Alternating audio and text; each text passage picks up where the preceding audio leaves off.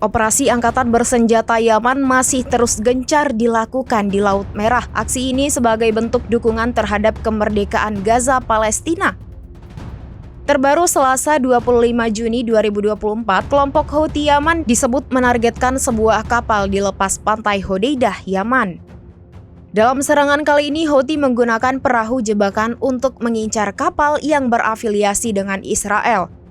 Sementara itu, beredar foto yang memperlihatkan sebuah kapal terbakar. Terlihat asap tebal membumbung tinggi di Laut Lepas Hodeidah. Kapal juga terombang-ambing di tengah laut. Belum diketahui pasti terkait jumlah korban maupun kerusakan akibat serangan Houthi tersebut.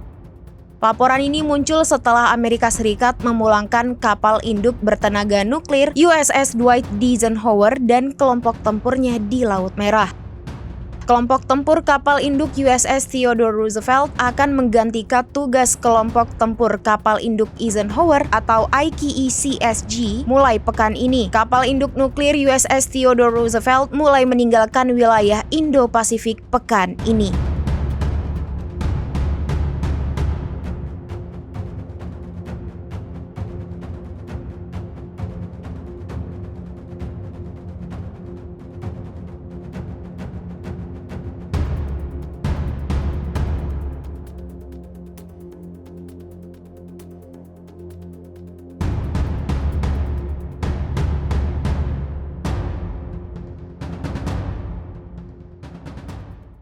Download Tribun X sekarang, menghadirkan lokal menjadi Indonesia.